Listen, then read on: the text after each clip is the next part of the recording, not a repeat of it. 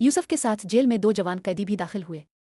एक ने कहा मैंने ख्वाब देखा है कि शराब के लिए अंगूर निचोड़ रहा हूँ। दूसरे ने कहा मैंने ख्वाब देखा है कि अपने सर पर रोटी उठाए हुए हूँ और परिंदे इसमें से खा रहे हैं। दोनों ने कहा हमें इस ख्वाब की ताबीर बता दीजिए क्योंकि हम आपको नेक और भला इंसान समझते हैं।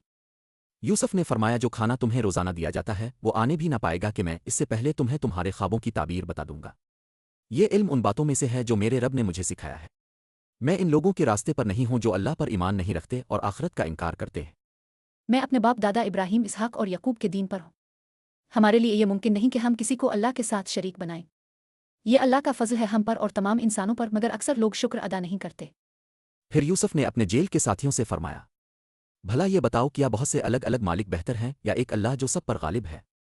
तुम जिन्हें अल्लाह के सवा पूछते हो वो सिर्फ नाम है जो तुमने और तुम्हारे बाप दादा ने रख लिए हैं। फरमान सिर्फ अल्लाह का है। इसने हुक्म दिया है कि तुम सिर्फ उसी की इबादत करो। यही सीधा दीन है मगर अक्सर लोग नहीं जानते। आखिरकार यूसुफ ने ताबीर बताई। तुम दोनों में से एक अपने बादशाह को शराब पिलाया करेगा और दूसरा सूली पर चढ़ाया जाएगा और परिंदे इसके सर से गोश्त नोच कर खाएंगे।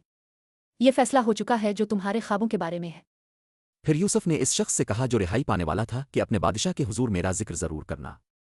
मगर शैतान ने इसे भूला दिया कि वो बादशाह के सामने यूसुफ का जिक्र करे। इस तरह यूसुफ कई बरस जेल खाने में रहे। सबक यूसुफ अलैहिस्सलाम की जिंदगी हमें ये सिखाती है कि मुश्किलात में भी सब्र और ईमान का दामन नहीं छोड़ना चाहिए। इल्म, दानाई और हक पर कायम रहना इंसान को इज्जत और कामयाबी अता करता है। जल्दबाजी और भूल चौक इंसान को मजीद आजमाइश में डाल देती है। अल्लाह पर भरोसा ही असल नजात का जरिया है।